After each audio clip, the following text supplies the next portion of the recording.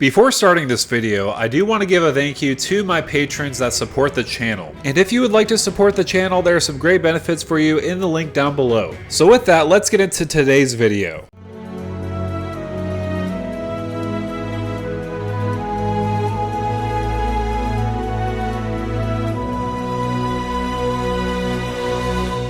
What's going on YouTube? This is Devin coming back at you with another video today on Pub Stomp MTG. So with this video, I want to discuss Gandalf the White in a Fringe CEDH to high power scenario. I have to say this is definitely the most powerful version of Gandalf we do have. So your question may be, so what makes Gandalf so powerful? So he does have flash, you can cast him at any time as long as you have the mana for him. You may cast legendary spells and artifact spells as though they had flash as well. And he does have another ability. If a legendary permanent or an artifact entering or leaving the battlefield causes a triggered ability of a permanent you control to trigger, that ability triggers an additional time. So after reading that text, you may think to yourself, what makes Gandalf so viable in CEDH as a Fringe commander or even in high power commander games? So there is a lot of reasons why Gandalf the White is very versatile as a commander. I do like those two abilities. Having flash and giving your legendary spells and artifact spells flash as well is absolutely incredible. There are a lot of different stacks pieces that you can cast at instant speed that are legendary spells or artifacts that will be just fantastic in the deck.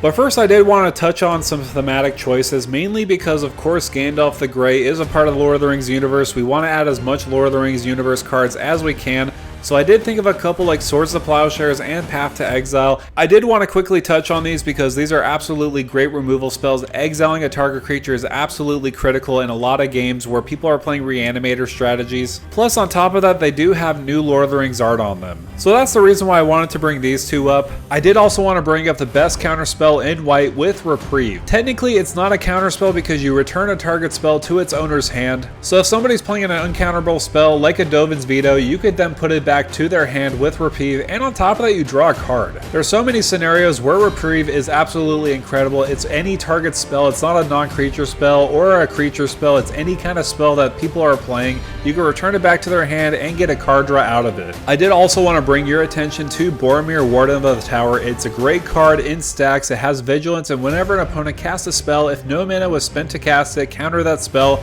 And on top of that, you could sacrifice Boromir. Creatures you control gain indestructible until end of turn, and the ring tempts you. So of course this card is absolutely incredible against counter heavy metas like Force of Wills, Force of Negations, and even when people are playing Mana Crypts, you could counter that with Boromir, Warden of the Tower. But what makes this so versatile is the fact that you could sacrifice him if you need to. Say for example in a scenario where a game, if somebody has a counter spell but they can't cast it because you have Boromir on the battlefield and somebody else is going to win the game, you could sacrifice Boromir, Warden of the Tower, so that other person could counter that win con. Plus the ring tempting you can be pretty critical in some situations if you want to draw a card and discard a card by attacking with a small creature. So Boromir is definitely going to be a great include in many decks to come. But I would say one of the best cards in the deck is actually the One Ring. It's funny enough because Gandalf wanted to resist the temptation of the One Ring. I had a little scenario in my mind when I was reading the books or watching the movies where Gandalf actually took the ring from Bilbo. So many ideas would come across my mind, like would Gandalf actually take over Middle-earth because he had the One Ring? Would he supplant Sauron as the true ring bearer? Because you gotta realize Gandalf is a Maya as well as Sauron. He's an equal power to Sauron. I mean, again, there's a lot of theories of what could have happened, but I do feel like Gandalf would have taken over Middle-earth if he had the One Ring corrupting him. Anyways, enough with the theories. What does the One Ring do? So it does have 4 mana. It does have indestructible. When the One Ring enters the battlefield, if you cast it, you gain protection from everything until your next turn. At the beginning of your upkeep, you lose 1 life for each burn encounter on the One Ring, and you can tap the One Ring, put a burn encounter on the One Ring, then draw a card for each burn encounter on the One Ring. So if we do have Gandalf on the battlefield and our opponents are comboing off, say for example with Twin Flame and Dualcaster Mage, making an infinite army to swing in,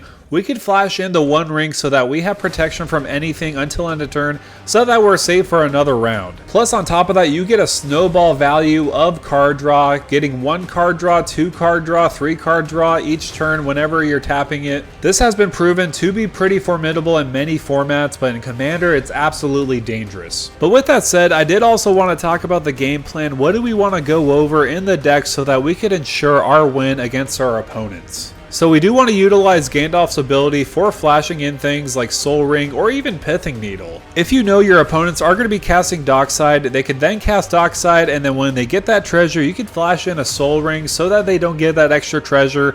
Or even with Pithing Needle, you could get that advantage of making sure your opponent's activated abilities don't even happen with a specific name of the card. And the best part of that is the fact that you could do it at flash speed. That's absolutely incredible with Gandalf the White. You could be a lot more interactive with him. Also, we could take advantage of some card draw with Esper Sentinel and Archivist of Ogma. I especially like Esper Sentinel with Gandalf because he's technically an artifact creature. We could take advantage of that extra card draw by flashing in Esper Sentinel, and on top of that with Archivist of Ogma, people are constantly going through their libraries left and right, will gain some life and get some card draw on top of that. Plus, it does help that Gandalf is very fond of halflings, so Archivist of Ogma is a great fun include. Another interactive piece you could use with Gandalf's ability is Lauren of the Third Path. So because it is a legendary creature, you can cast it at flash speed. It does have vigilance, and when it enters the battlefield, you can destroy up to one target artifact or enchantment. So obviously this works in unison with Gandalf the White, mainly because when it enters the battlefield, you can destroy up to one target artifact or enchantment. You could double that up with Gandalf's third ability. So yeah, this is beyond amazing with Gandalf the White, doubling up those ETB triggers. Also, I did want to mention, it is legendary spells that you could cast at instant speed. So Karn the Great Creator is a legendary spell because it is a legendary planeswalker. So we could capitalize on that ability. Activated abilities of artifacts your opponent's control can't be activated. It does have a +1 and -2 ability,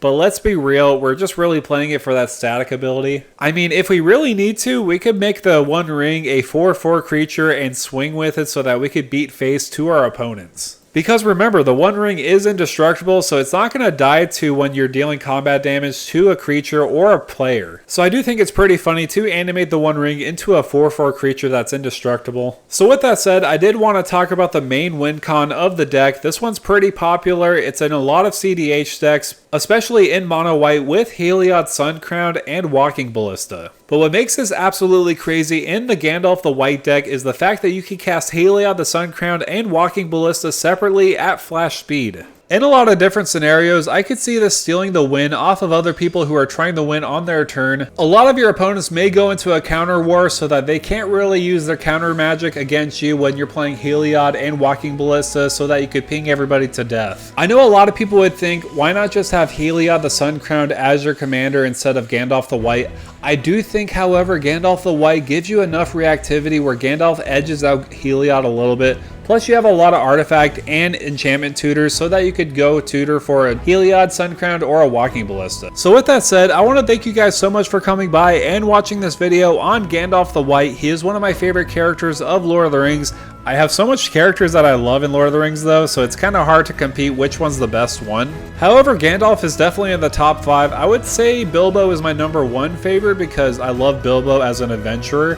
But Gandalf the White is absolutely incredible in his own card. However, let me know down below, who is your favorite Lord of the Rings character? This may be my last video for the new Lord of the Rings set. I enjoyed this set so much for making so many different commander decks left and right. I want to say in paper, I've actually made 6 decks, and honestly more decks to come after that. I'm just so happy to see Lord of the Rings come to life in Magic the Gathering. So with that said, this may be one of my last videos on Lord of the Rings. I might do a couple other ones, but I'm going to be moving on to Commander Masters because there's going to be a lot of different things I do want to discuss with that. So with that said, make sure to like, share, and subscribe to the channel. And with that out of the way, thank you for stomping by.